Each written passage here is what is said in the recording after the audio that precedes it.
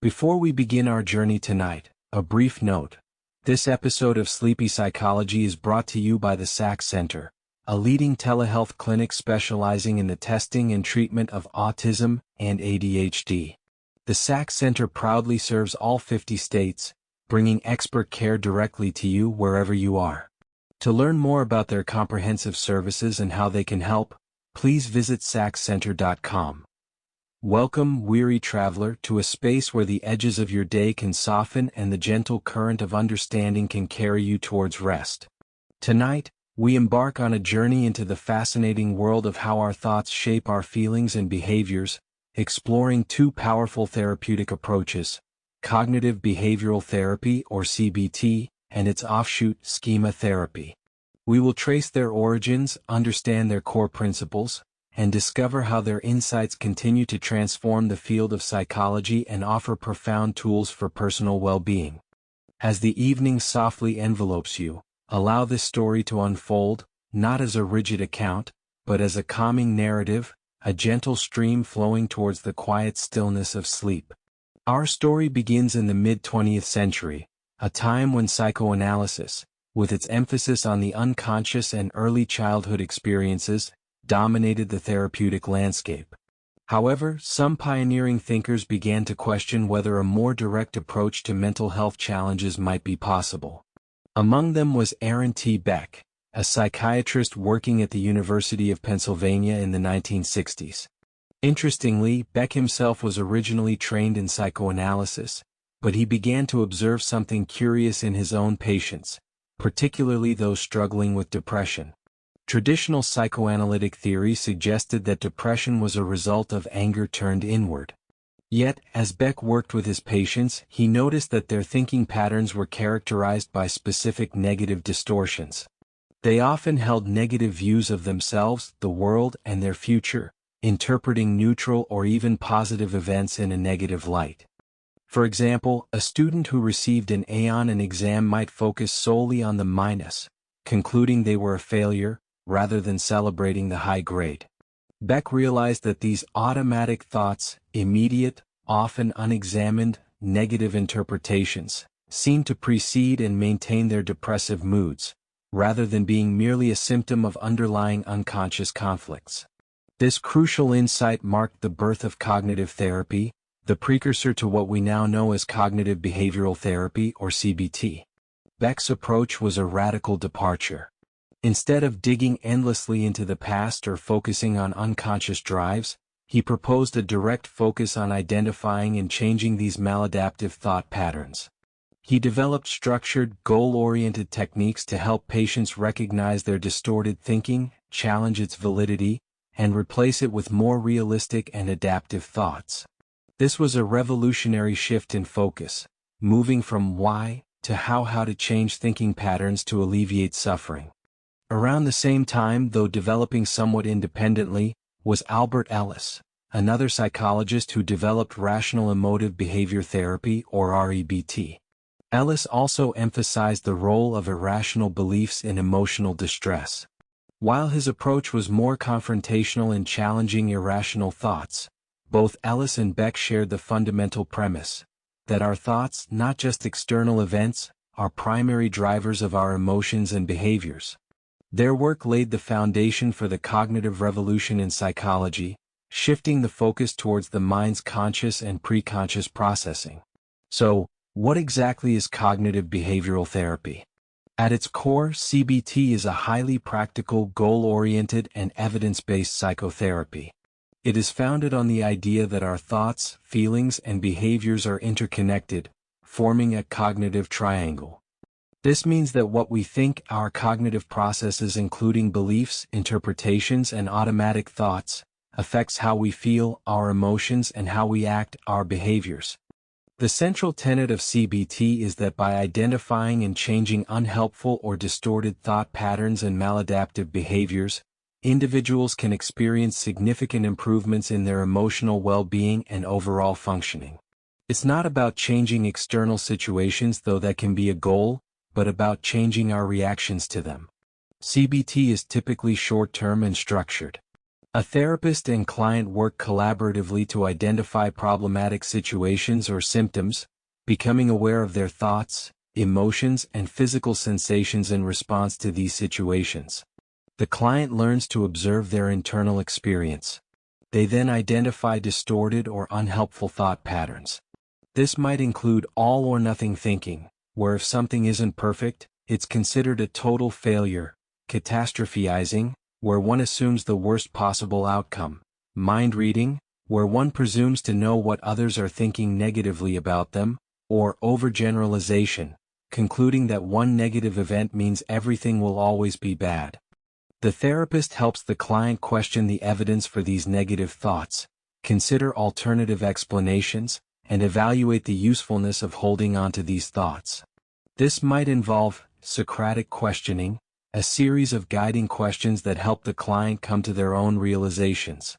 The next step is to develop more balanced and realistic thoughts, replacing distorted ones with more accurate and helpful perspectives. Finally, CBT often involves changing problematic behaviors. This might include behavioral experiments, graded exposure where fears are gradually faced, or activity scheduling to break cycles of avoidance or inaction. CBT has had an immense impact on the field of psychology. It is now one of the most widely researched and effective psychotherapies for a vast range of conditions, including depression, anxiety disorders such as panic disorder, social anxiety, generalized anxiety, obsessive-compulsive disorder or OCD, PTSD, eating disorders, and many more. Its emphasis on empirical validation and its structured nature made it highly attractive to researchers and clinicians alike, leading to its widespread adoption and becoming a cornerstone of modern mental health treatment.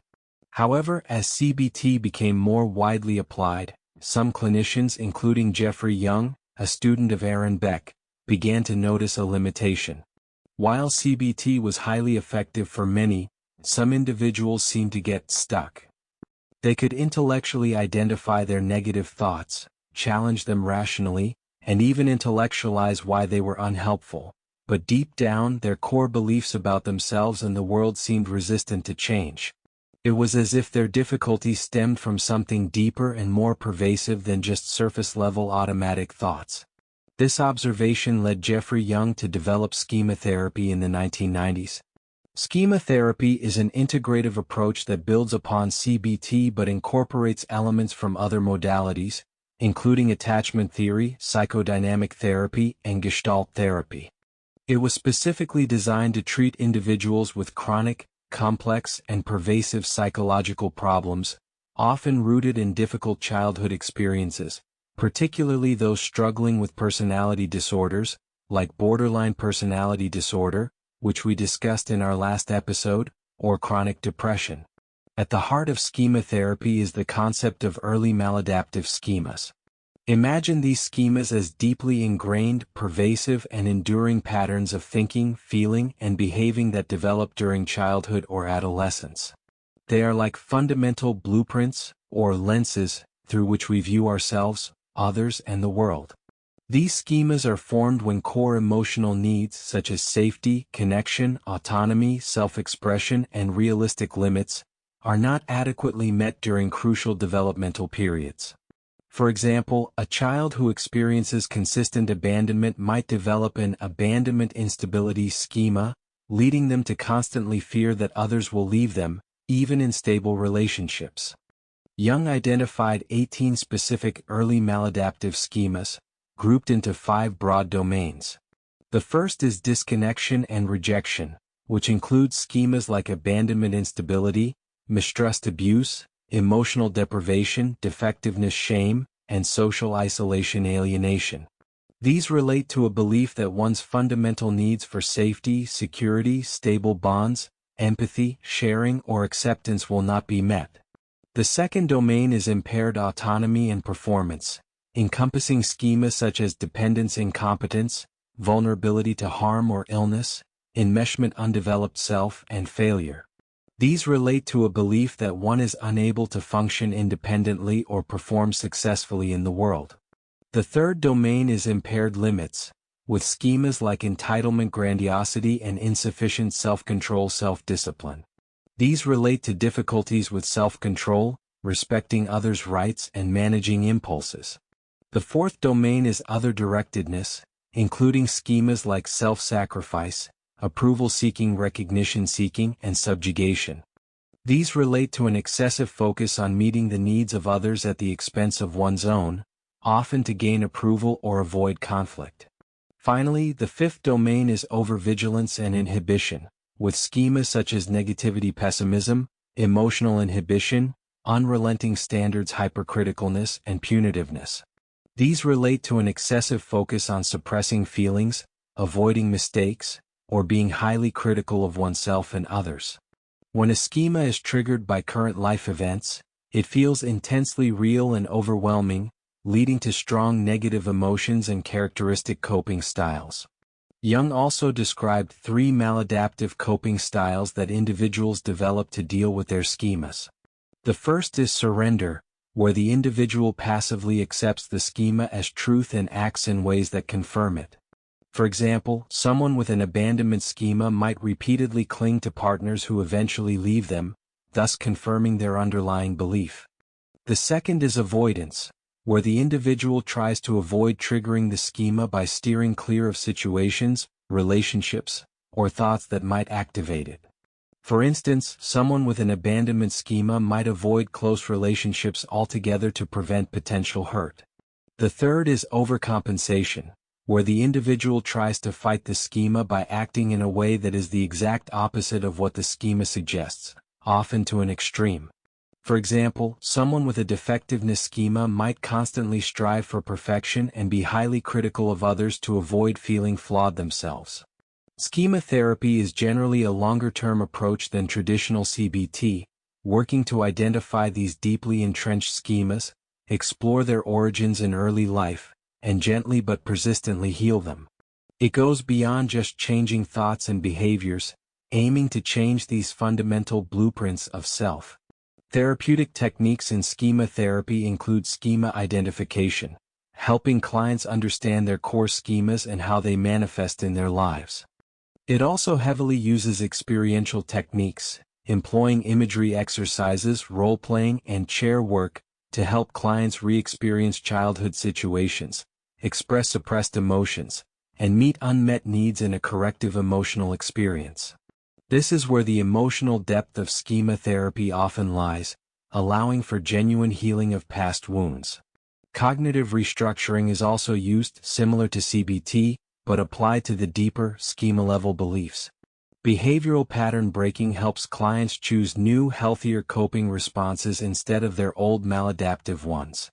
Finally, a significant component is limited reparenting, where the therapist provides a safe, consistent, and validating relationship, acting as a good parent, to meet the emotional needs that were unmet in childhood, helping to heal the underlying schemas within the context of a secure therapeutic relationship.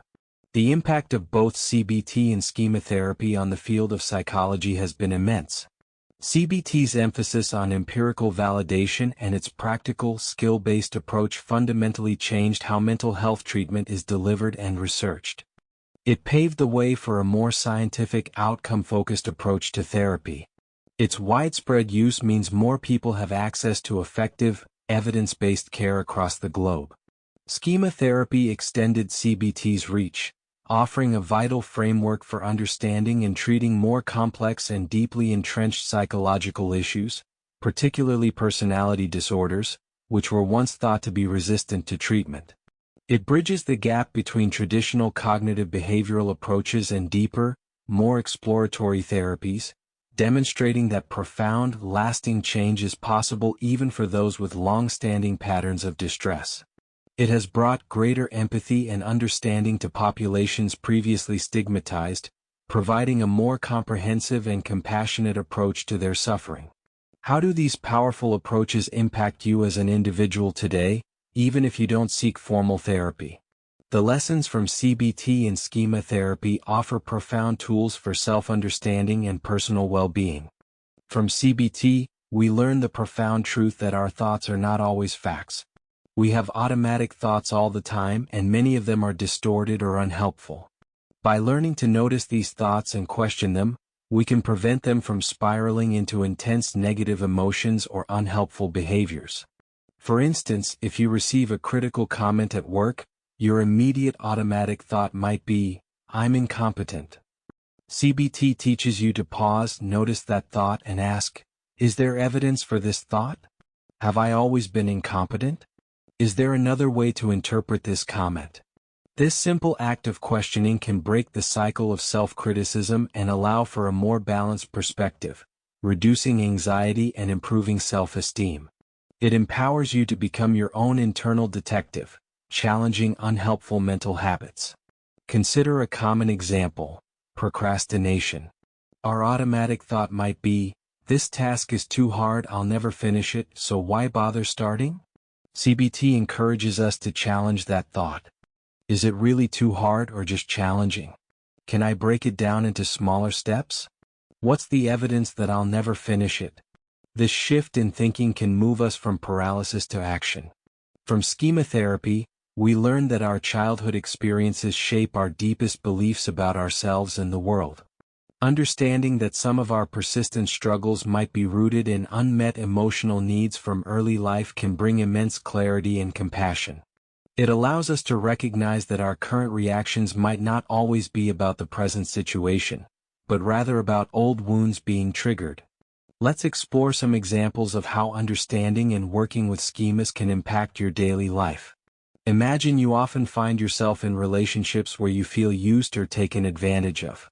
You might repeatedly give too much, put others' needs before your own, and then end up feeling resentful and depleted. Through the lens of schema therapy, you might realize you have a self-sacrifice schema, perhaps stemming from a childhood where you learned that your worth was tied to always pleasing others or being the good child. This schema, deeply ingrained, leads you to automatically prioritize others' needs, even to your detriment. In your daily life, this might manifest as saying yes to every request from a colleague, even when you're overwhelmed, or always being the one to compromise in your friendships, even when it feels unfair. Understanding this schema allows you to pause before automatically agreeing and ask yourself, am I sacrificing my own well-being here? Is this truly healthy self-sacrifice, or is it driven by an old pattern? You can then practice setting small boundaries, saying no to a non-essential request, or asking for your own needs to be considered, slowly challenging the old blueprint. Consider another scenario. You frequently feel an intense, almost physical, anxiety whenever a loved one doesn't respond to your messages immediately. You might jump to conclusions like, "They're mad at me," or "They're going to leave me." This could be an abandonment instability schema at play, formed if you experienced inconsistent or unreliable caregiving in childhood. In your daily life, this schema might lead to excessive checking of your phone, sending multiple follow-up messages, or feeling disproportionately distressed by minor delays in communication. Schema therapy helps you recognize that this intense fear is likely a replay of an old, deep wound, not necessarily an accurate reflection of the current situation. You learn to soothe your vulnerable child mode, the part of you that feels that intense fear of being left alone, and engage your healthy adult mode to rationally assess the situation. You might say to yourself, "I'm feeling triggered by this delay, which reminds me of times I felt abandoned as a child. But in this present moment, I have no actual evidence that they are abandoning me. I can tolerate this discomfort and wait for a response." Or perhaps you constantly feel like a fraud at work, despite receiving positive feedback and achieving success. You might dismiss compliments, fear being found out, and never truly feel good enough. This could point to a defectiveness shame schema, perhaps rooted in a childhood where you were frequently criticized or made to feel inadequate, or where you experienced deep shame. In your daily life, this schema might lead to overworking, constantly seeking external validation, or avoiding opportunities for promotion because you internally believe you're not worthy. Schema therapy helps you recognize that this pervasive feeling of defectiveness is not a truth about who you are now, but an old, internalized belief. Through techniques like imagery rescripting, You might reimagine childhood scenes where you felt criticized, giving your younger self the validation and acceptance you needed. This can slowly begin to heal the core belief of being fundamentally flawed, allowing you to gradually internalize successes and accept compliments more genuinely. The synthesis of these two approaches offers a powerful message. While we can learn to manage our immediate thoughts and behaviors through CBT, true and lasting change often involves delving deeper to understand and heal the underlying schemas that keep us trapped in old ways of responding. It teaches us that our past isn't necessarily our destiny, and that with awareness and intentional effort, we can reshape our core beliefs and build healthier, more fulfilling lives. As you drift now, letting these thoughts settle softly within your mind, consider how these insights can bring a greater sense of peace to your own world. How might you, in your own unique way, observe your thoughts with curiosity, question their validity, and explore the deeper blueprints that guide your reactions? The journey of understanding the intricate workings of the human mind is a profound one, and it can bring with it a quiet wisdom that guides you through the complexities of life. Allow your body to gently relax, sinking deeper into the surface beneath you. Feel the gentle support, the quiet strength that holds you. Your mind, too, can release its grip on the day's concerns. Let your thoughts soften, becoming like clouds drifting across a vast, peaceful sky. Imagine yourself now in a serene, open field, bathed in the soft glow of twilight. The air is cool and fresh, carrying the faint scent of distant blossoms. Above you, the sky deepens into shades of indigo and lavender, and the first few stars begin to twinkle, each a tiny beacon of peace. You are lying comfortably on a soft blanket spread across the gentle grass. Feel the earth beneath you, solid and supportive. Let your shoulders melt into the ground, releasing any tension you might be holding there. Your arms are resting gently by your sides, palms facing upwards, open to receive the quiet calm of the evening. Your legs are long and relaxed, your feet falling naturally to the sides. Feel the gentle weight of your calves and thighs pressing against the blanket, surrendering fully to gravity. Notice your breath, the gentle rhythm of it flowing in and out. There's no need to change anything, just observe. Feel the cool air entering your nostrils, filling your lungs, and the warm air gently leaving your body. With each exhale, imagine any lingering worries or tensions dissolving, drifting away like wisps of smoke into the vast, calming sky. Now bring your awareness to your forehead. Imagine it smoothing, releasing any furrow or crease. Let your eyelids feel heavy and soft, gently closed. Your jaw is relaxed, your teeth slightly parted, your tongue resting softly in your mouth. Feel a wave of peaceful relaxation moving slowly through your entire body, starting from the top of your head, flowing down over your face, through your neck and shoulders, down your arms to your fingertips. This wave of calm continues its journey, flowing through your chest and abdomen, softening all your internal organs. It moves down through your hips, your thighs, your calves, and finally reaches your feet and toes. Every part of you is now bathed in this gentle, soothing calm. You are completely supported, completely safe. There is nothing you need to do, nowhere you need to be. Just rest in this tranquil space, breathing gently, allowing the wisdom of tonight's story to settle deep within you. The stars above you begin to multiply, each one a tiny spark of understanding, illuminating the path to greater clarity and self-compassion. You are capable of understanding your mind, challenging old patterns, and building new pathways to well-being. Rest now in this quiet understanding. Sleep deeply, peacefully, knowing that you carry within you the capacity for change, for insight, and for building a life filled with greater peace, one breath, one gentle thought at a time. Good night.